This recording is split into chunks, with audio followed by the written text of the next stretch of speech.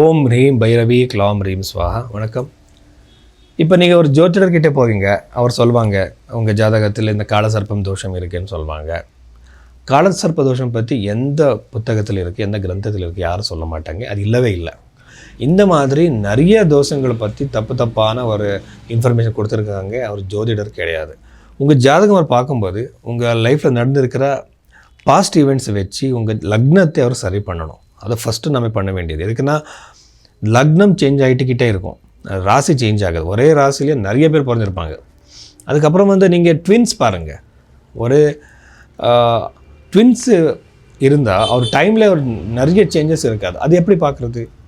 இந்த மாதிரி ஜாதகத்தை பார்த்து அவர் ரெமெடிஸ் சொல்லணும். லக்னம், பாத லக்னம், உபபாத லக்னம், சந்திர லக்னம், சூரிய லக்னம், ஸ்பர்ஷ லக்னம் கூட இருக்குது.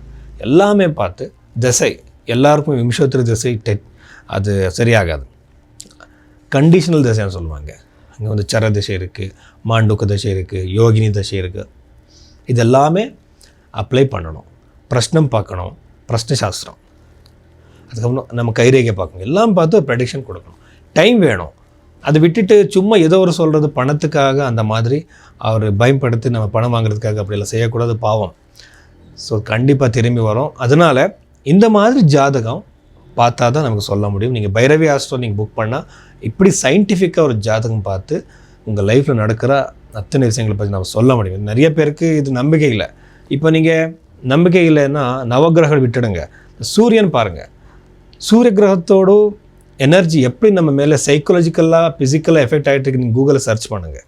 அங்கேயும் உங்களுக்கு தெரிஞ்சிடும் ஒரு கிரகத்தோடு எஃபெக்ட்டு நம்ம லைஃப் மேலே எப்படி ஆகிட்டுருக்கு. வெறும் சூரியன் எவ்வளவு நம்மளை எஃபெக்ட் பண்ணுறா, எவ்வளவு நம்ம சைக்காலஜிக்கலாக நம்ம மூட்ஸ் சேஞ்ச் பண்ணுறா. அதை விட்டு வேறு கிரகங்களுக்கு எவ்வளோ சக்தி இருக்கும். நீங்கள் அது பாருங்கள். சயின்டிஃபிக்காக ஒரு நாள் சயின்ஸ் இது நமக்கு சரின்னு கண்டிப்பாக கண்டுபிடிச்சி சொல்லுவாங்க. இன்றைக்கி மேசராசியில் பிறந்தவருக்கு இந்த இயரில் லாஸ்ட்டில் இருக்கோம் நம்ம, டிசம்பர் மந்த்.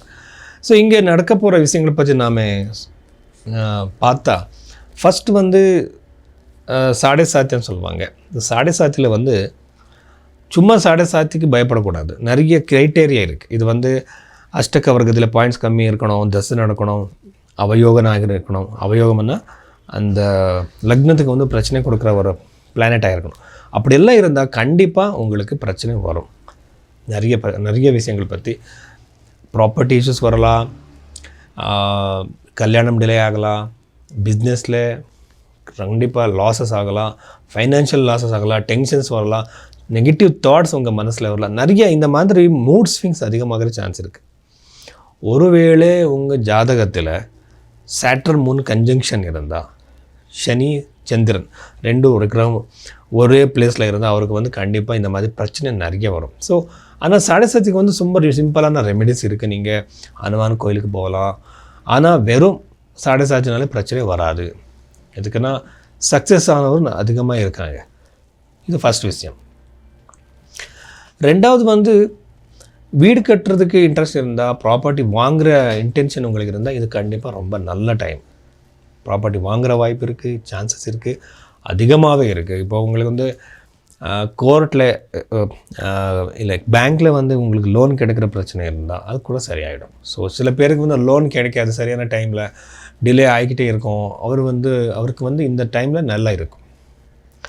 ஆனால் குழந்தை பாக்கியம் பற்றி யோசிக்கிறவர் ரொம்ப டிலே ஆகிற சான்ஸ் இருக்குன்னா, பஞ்சம பாவத்தில் கேத்து வைக்கிறதுனால சில பேருக்கு டிலே ஆகிடும். எதுக்குன்னா அவர் ஜாதகத்திலையும் ராகுவோ கேதுவோ பஞ்சம பாவத்தில் இருந்து கண்டிப்பாக அவருக்கு சரியான டைமில் அந்த குழந்தை பாக்கியம் இருக்காது. ஸோ அவர் ரெமெடி பண்ணிக்கணும். ரெமெடின்னா பெருசான பூஜை ஹோமம் இல்லை, சந்தான கோபால பூஜை என்னன்னு இருக்குது.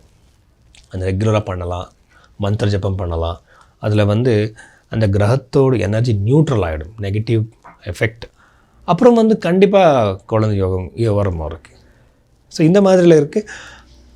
வெளிநாட்டுக்கு போகிறதுக்கு யாராவது ட்ரை பண்ணிட்டுருக்கீங்களோ, முயற்சி பண்ணிட்டுருக்கீங்களோ, ஒரு எல்லாருக்குமே நல்ல டைம். ரெண்டாவது புது ஜாப் கிடைக்கிற வாய்ப்பு இருக்குது.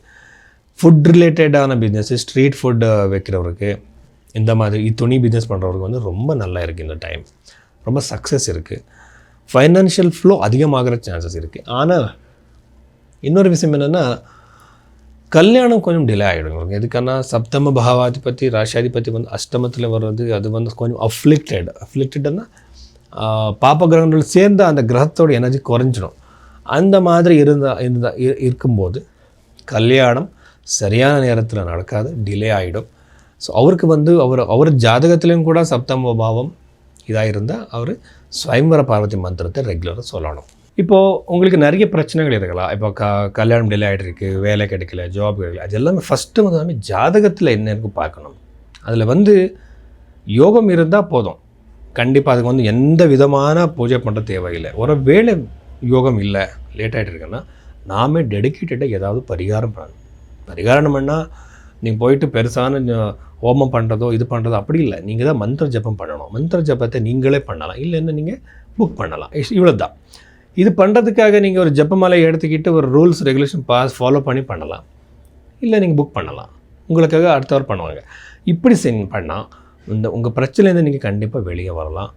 ஒரு வேளை உங்களுக்கு அந்த பிரச்சனை அதிகமாக இருந்தால் அது கம்மியாகிடும், நியூட்ரல் ஆகிடும். இந்த மாதிரி சான்சஸ் இருக்குது, நான் நிறைய பார்த்துருக்கேன். ஸோ ரொம்ப பக்தி இருக்கணும், டெடிக்கேஷன் இருக்கணும், அவருக்கு தான் அது நடக்கும். ஸோ இந்த மாதிரி நீங்கள் பூஜை புக் பண்ணுங்க பைரவி ஆஸ்ட்ரோவில். ஜாதகம் கூட அவ்வளோ சயின்டிஃபிக்காக பார்க்குறதுக்காக நீங்கள் பைரவி ஆஸ்ட்ரோவில் உங்கள் பூஜையை ஜபத்தை அதுக்கப்புறம் வந்து கன்சல்டேஷன் புக் பண்ணுங்கள்.